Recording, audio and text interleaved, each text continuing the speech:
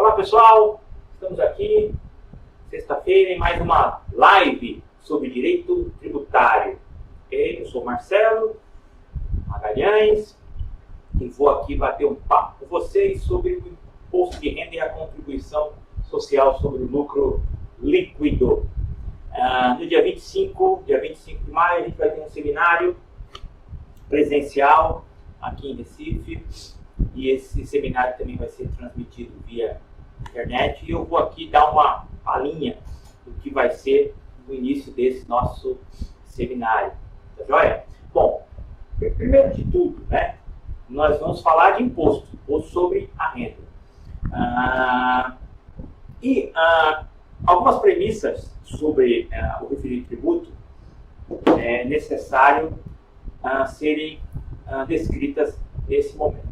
Como vocês estão vendo aqui no nosso slide, né, o nosso sistema tributário nacional ele é totalmente constitucionalizado. Tá?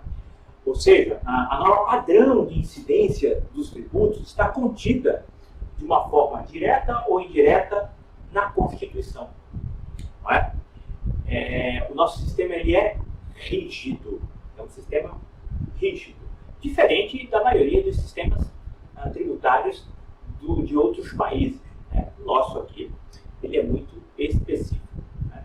Analisando a nossa Constituição, nós vamos encontrar, por exemplo, a hipótese de incidência possível, o sujeito passivo possível, o sujeito ativo possível e até mesmo a base de cálculo e a alíquota possível, numa análise direta ou indireta.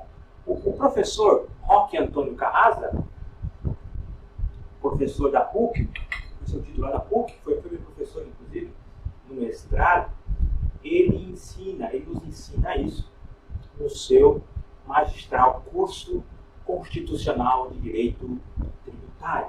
Né? Pois bem, agora entrando diretamente lá na Constituição, na Carta Magna, com relação ao tributo de nossa exposição, né, que é o imposto sobre a renda. Lá na Carta Magna, no artigo 153, está positivado, escrito de forma rígida que compete à União instituir imposto sobre a renda. Né? Compete à União instituir imposto sobre a renda, inciso 3, renda e proventos de qualquer natureza. Parágrafo 2º determina que o imposto previsto no inciso 3º, né, renda e proventos de qualquer natureza, será informado pelos critérios da generalidade, da universalidade e da progressividade na forma da lei. O que isso significa? Significa que não poderá haver discriminação nem de pessoas, generalidade, e nem de tipo de renda, universalidade. Pessoa é o seguinte, ó, tanto eu, como um juiz, ou o presidente da República, tem que pagar imposto sobre a renda. Né? Não pode haver seleção. E a questão da universalidade independe de onde essa renda ela é criada, ela é auferida. Eu posso auferir renda aqui no Brasil, certo? Sou brasileiro, auferir renda aqui no Brasil, não tenho que pagar imposto sobre a renda aqui, mas eu posso ser, por exemplo, um jogador de futebol brasileiro, estou jogando bola no Japão e venho auferir renda no Japão. Essa renda que eu auferi no Japão também será tributada aqui no nosso país, que é a chamada bases universais, né? O chamado princípio da universalidade. Okay? Então, esses são conceitos básicos que está descrito lá no artigo 153. Pois bem, lá na Constituição ainda, né, o artigo 150 nos traz algumas regras que são importantes a gente trazer aqui. Então a gente vê lá que no artigo 150 diz que sem prejuízo de outras garantias asseguradas ao contribuinte, não é? É vedada à União e aos Estados e aos distritos federais e aos municípios cobrar tributos. Então aqui a gente tem alguns princípios, né, descritos, que eu não vou falar cada um deles, mas com relação ao imposto sobre a renda, está aqui posto, né, que a gente não pode cobrar imposto sobre a renda relação a fatos geradores ocorrer antes da vigência da lei, claro, e no mesmo exercício financeiro em que haja sido publicada a lei que instituiu o aumentor.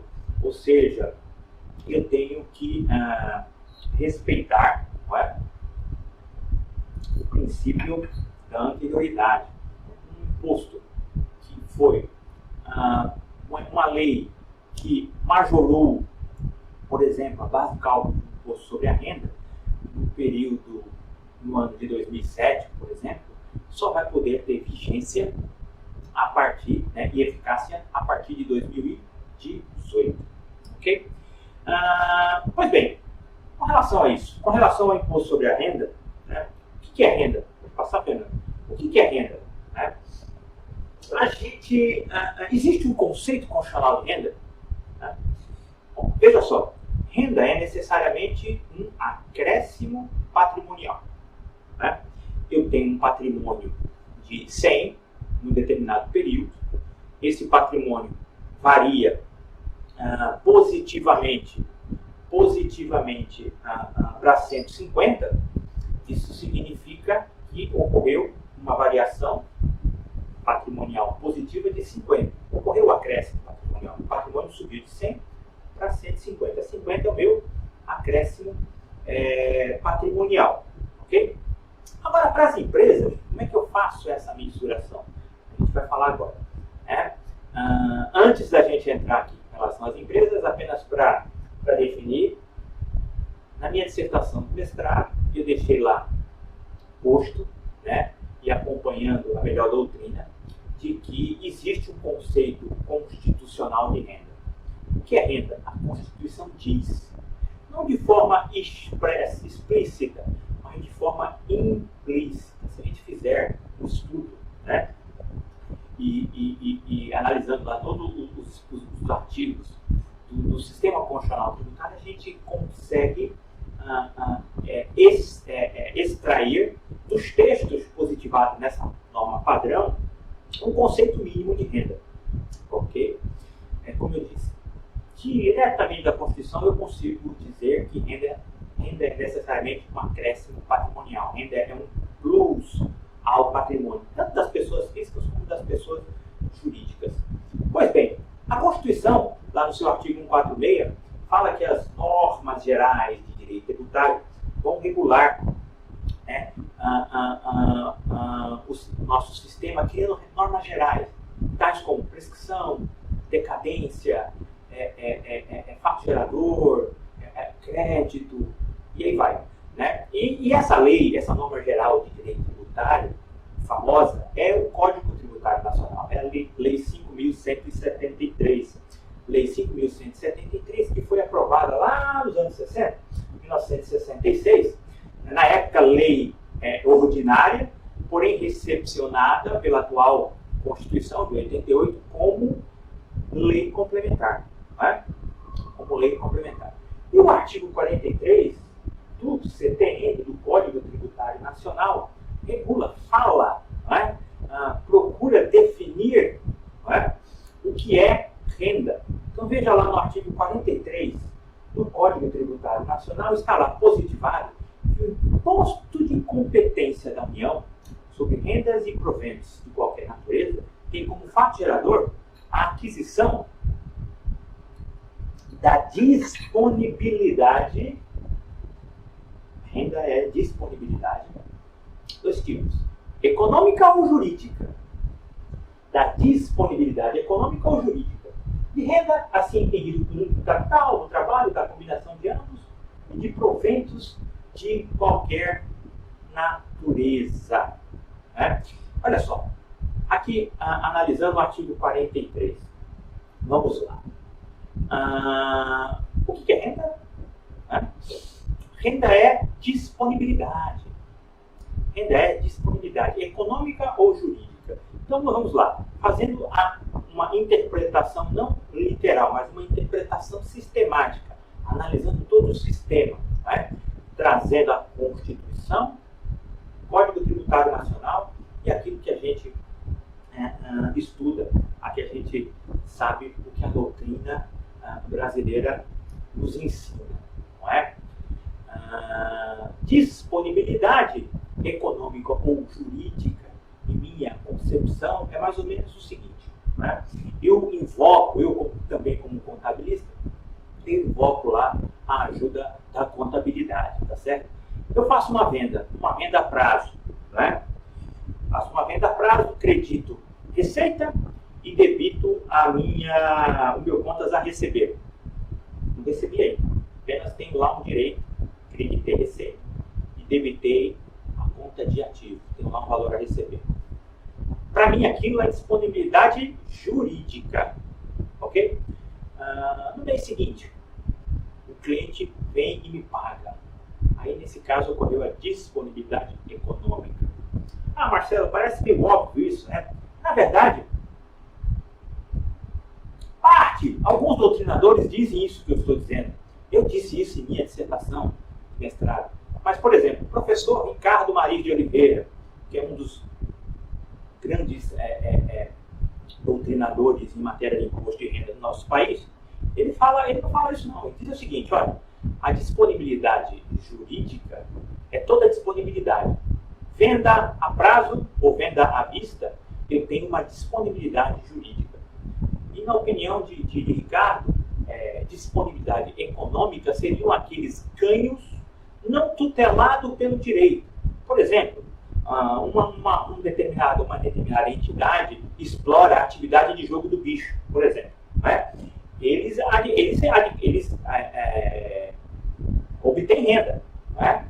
Obtêm renda. O produto da sua atividade, ele ofere renda. Porém, essa disponibilidade é uma disponibilidade, na visão de Ricardo, econômica, porque ela não é tutelada pelo direito. E mesmo assim tem que se pagar imposto sobre a renda, segundo o mesmo autor. Pois bem, essas questões teóricas não são tão importantes, tá certo? Eu estou trazendo aqui apenas para deixar isso registrado. Né? Pois bem, dando sequência aqui no artigo 43, a gente agora vai para o artigo 44 do Código Tributário. Bom, o 44 não está aqui no nosso slide, né? Até porque ele não é tão... exatamente. O 44 trata, já foi lá mais fora, ele trata da questão da base de cálculo, né? Que o imposto sobre a renda ele é tributado com base no artigo... Perdão, o imposto de renda das pessoas jurídicas ele é tributado com base no lucro real, presumido do arbitrário. Volta um pouquinho no slide anterior. Olha só, o imposto de renda é um tributo direto de competência da União. Não é? Então vejam só, aqui eu procuro sistematizar, resumir um pouquinho daquilo que eu havia dito. Né? O fato gerador, né?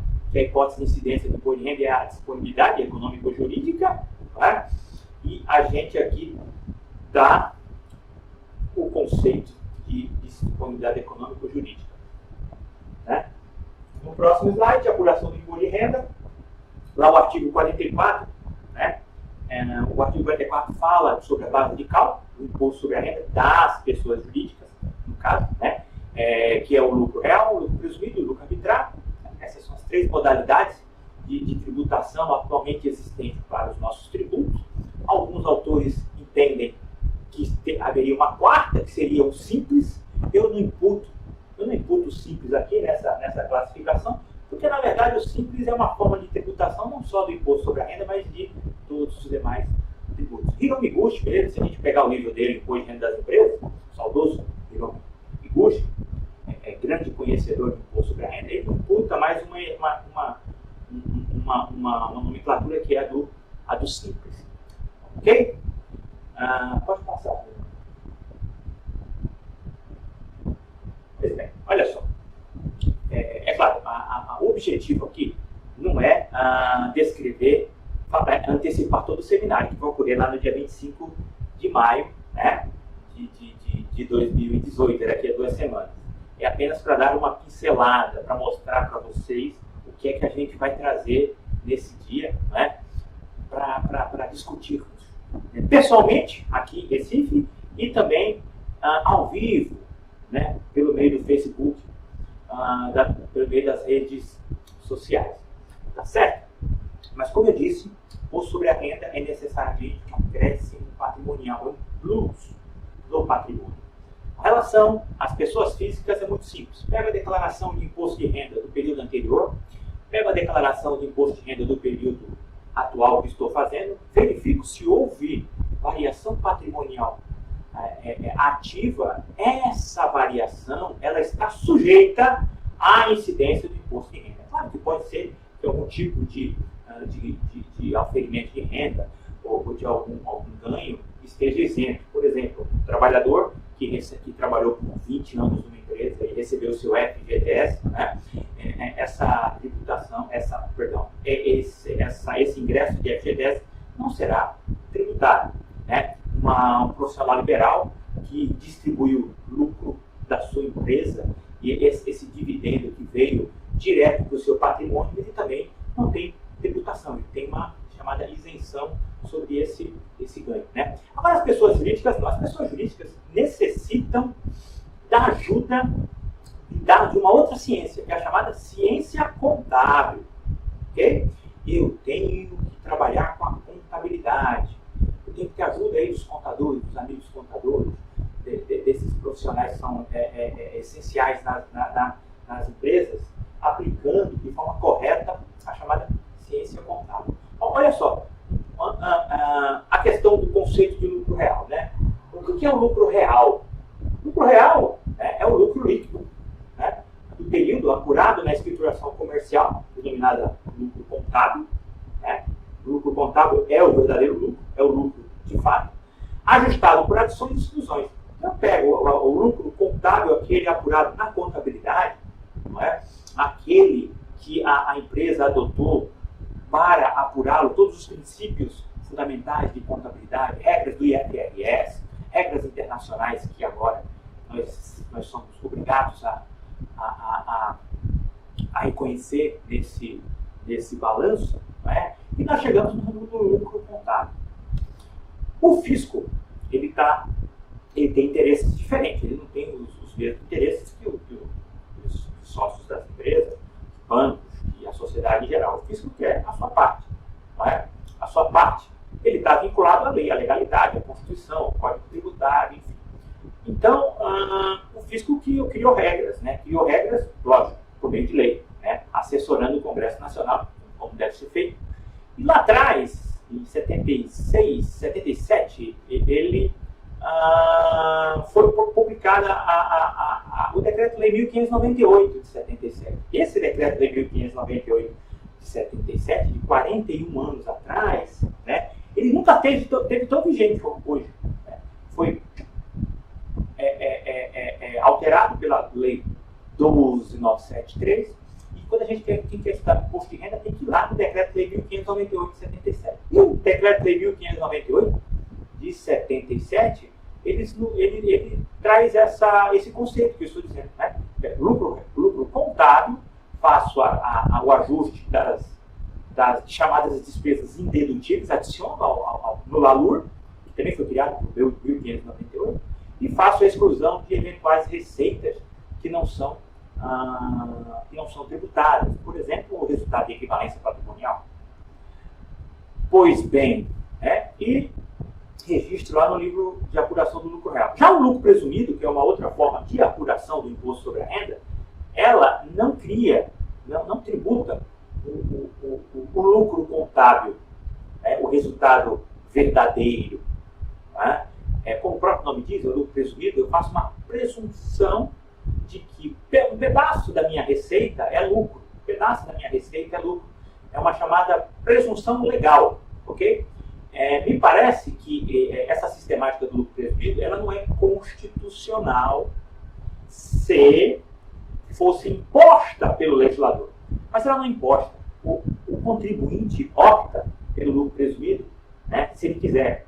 E muita gente opta, eu mesmo, pelo lucro presumido. É uma forma interessante e vantajosa para muita gente. Então, ela não é inconstitucional, ela é totalmente constitucional, totalmente compatível com a Constituição, porque o próprio contribuinte opta por trabalhar com lucro presumido.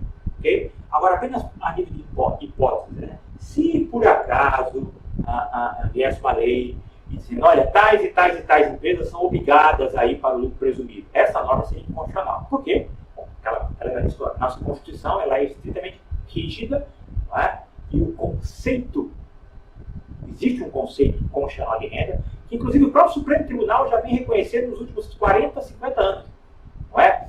Não é um conceito explícito, mas é um conceito implícito. Pois bem, para concluir, a terceira forma de apuração do lucro do imposto sobre a renda é o chamado lucro arbitrado, que normalmente é utilizado mais como uma penalidade, quando a empresa não tem contabilidade, quando a empresa ela está irregular, enfim. Essa sistemática de arbitramento sempre foi imputada pelo fisco como penalidade. De toda sorte, a Lei 8981/95, já há 23 anos atrás, ela inovou e trouxe a possibilidade do autoarbitramento. Porém, isso só é possível quando a receita bruta é conhecida. Então a gente pode ver lá, é um recurso utilizado, né, pelas autoridades fiscais, quase sempre como última alternativa, que só deve ser quando houver ausência absoluta de confiança na escrituração contábil. Olha lá o parágrafo 1º do artigo 47 da Lei 8981, dispõe que quando conhecida a receita, o contribuinte poderá efetuar o pagamento do imposto de renda correspondente com base no lucro arbitrado. A gente vai falar um pouquinho sobre isso no nosso seminário, inclusive ontem falando com o Fernando aqui, meu sócio da Tax Accountant, ele trouxe umas atualizações, trouxe inclusive uma solução de consulta nova que saiu sobre essa questão do auto-arbitramento, trazendo um pouco aí o entendimento do fisco, é muito interessante. Tá joia? Pois bem, pessoal, essa é apenas uma palhinha do nosso seminário do dia 25 de maio, de 2018, ok? E a gente se vê lá. Abraço, tchau.